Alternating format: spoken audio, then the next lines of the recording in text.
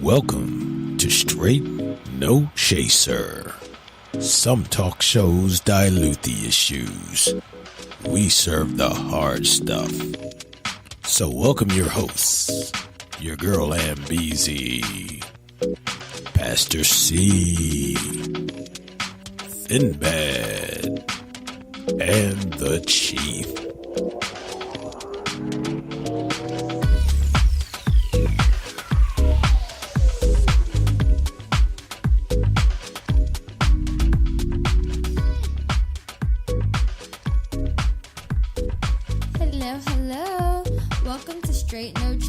Where we never dilute the issues and we only serve the hard stuff.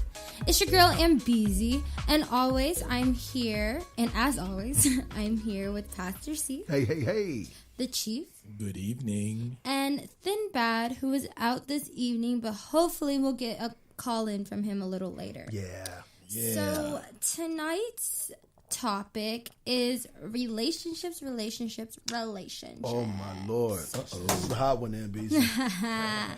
Can't live with them, can't live without them. Love, amor, badu, boot up.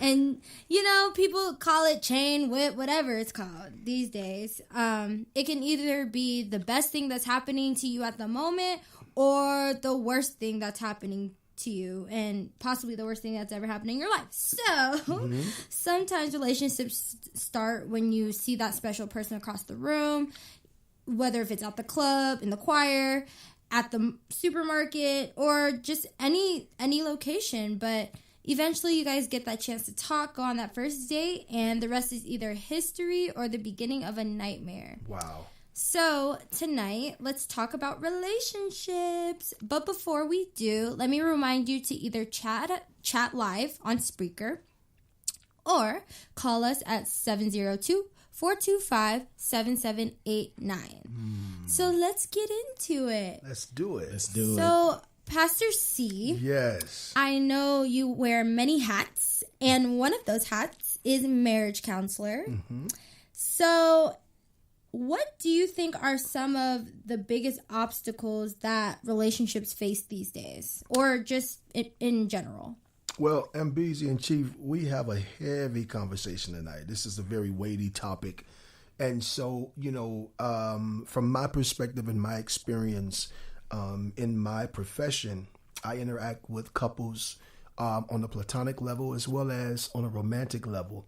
And one of the things I'm understanding, guys, is that the reason why people get together is not enough to keep them together. And so some of the biggest issues are people fall in love with the representative of another individual. And not just from a romantic perspective, but also from a platonic perspective. We give our hearts, our loyalty, our commitment, and all of our energy and resources in relationships to individuals whom we do not know.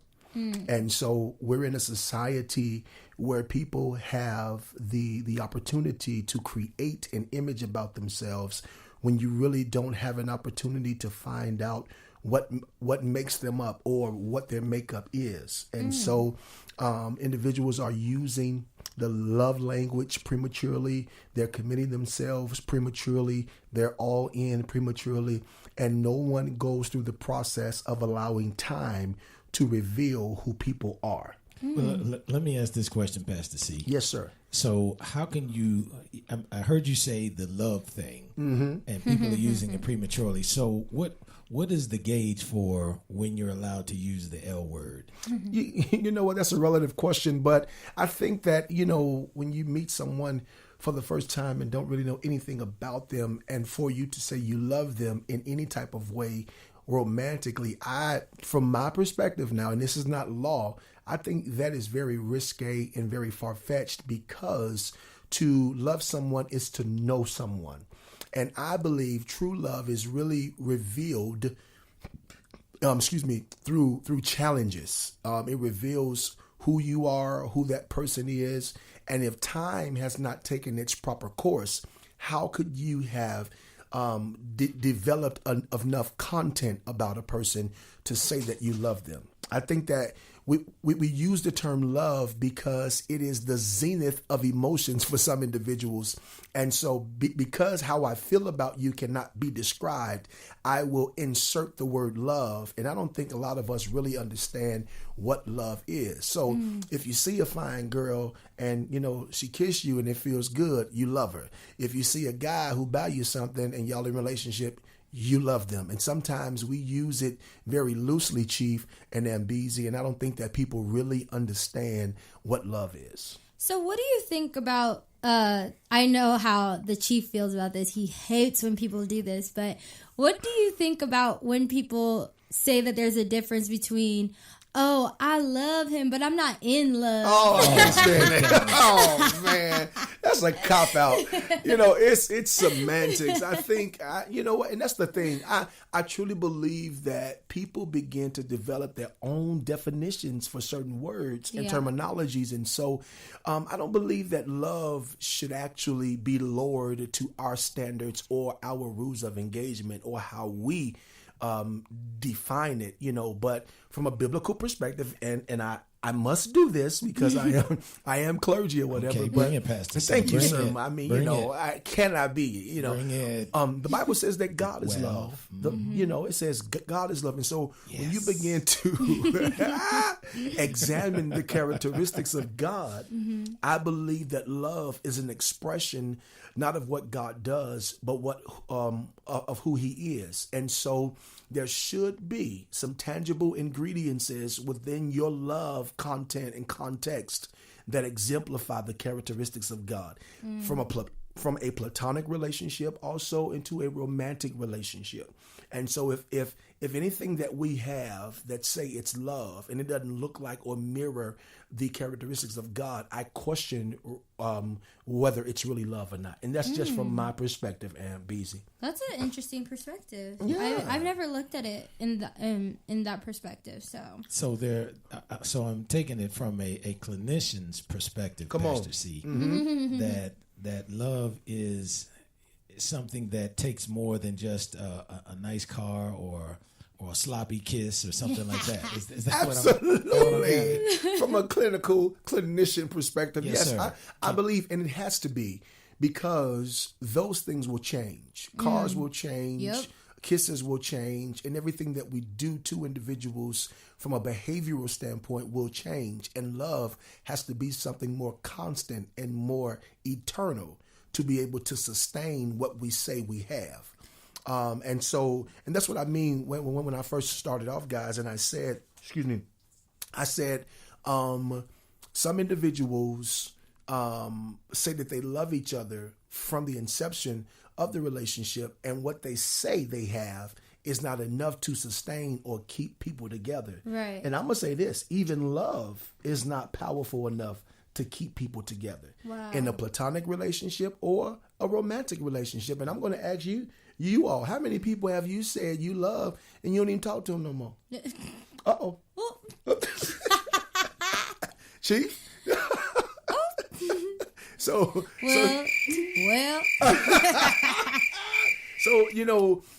it's possible, guys, I believe that love is misrepresented and it's not clearly defined in our land today. It's misjudged and it's being abused. And so a lot of our relationships that we've established are not really established from the foundation of love. We just need to understand what it is and assess our why of our relationships. So essentially, what I pull from that is, I mean, when you say somebody that you love resembles God, to me, that speaks a lot, not only to character, but to longevity, because no matter what you go through, God never gives up on you. Come on. And people say they love and give up on each other all the time. Yes. Especially on social media. You've seen it happen on reality shows. You see somebody in love one season, the next season they on the reunion with somebody else. And that's something. So that is something. And so here's my question, MBs. Is that really love? Yeah, but that's like that's like real skeezers of Orange County. Well, no, I'm saying, but I'm just that was just an example. You can't use those guys. But even in real life, though, like I can't tell you how many times, and it might just be because I'm younger, but I can't tell you how many times, like on social media, I've seen people who I graduated high school with, like, oh, I love this person. It's been a year. I love you. Blah blah blah. And then next thing you know, like. They're not together. They're not together anymore. And so, that's was it love, or was it the way they looked in them jeans, or was it what they can give you? I'm gonna read this to you guys, and I know this is straight no chaser we wide open, but I got to give you this biblical perspective. First Corinthians chapter 13 and verse number 4 starts off like this. It says, "Love suffereth long, and is kind. Love envieth not. Love vaunteth not itself. It is not puffed up. Love does not behave itself unseemly. Love seeketh not her own. It is not easily provoked, and it thinks no evil. Love rejoiceth not in iniquity, but rejoices in truth. Love bears all things. Love believes all things. Love hopes all things. Love endureth all things, and love never fails." And so here's my thing. If my relationships that I have, and I'm using the word love in it, it should mirror that. Right. There should be nothing in this world that will come in between who you say you love. You will argue, you will fuss, and you will fight. You follow what I'm saying? Yes. Right. But love should be able to sustain what you say you have if it's really love. So what do you think about situations? And I think that I'm not going to say that this only happens to majority women, because I've seen men go through it as well, but I'm just going to use a woman as an example. So it's like, you know, you see a woman who's with a guy who's obviously not good for her, but you do have people saying like, oh, like you shouldn't be in that relationship. No, I love him. I want to be with him. No. So they are like going to bat for them. Nothing can really break them up, but you can see that maybe she's in love, but he's not, like he's kind of like using her or something like that. So like how do you address situations like that? Like how is that woman, how are you able to see when somebody doesn't love you? Wow. That's a great question. And see, here's my thing. When I talk to individuals, Ambezi and Chief, I ask, how did you guys begin? Because I have this particular concept. Things don't go wrong, they start wrong. So, you know, how people would be like, oh, well, it went wrong or whatever. Sometimes it start wrongs. But when you're in the googly stages and you are all, oh, I love him, boo, boo, boo, boo, boo, you can't see that this person was a monster when you first met them. And so I think that it's very important that you are open with someone to be able to assess your relationship, a fresh set of eyes, a neutral individual that can see what you're not able to see because of your emotions. AKA don't ignore the signs. Yes. And your parents. Ignore what signs, Ambezi? I just think that give us some college signs. Please give us some signs. I mean, I'm not a relationship expert because I can only speak on adolescent relationships. But you've been in relationships, right? I'm in a relationship right now. Have you been in some that were bad? Yes.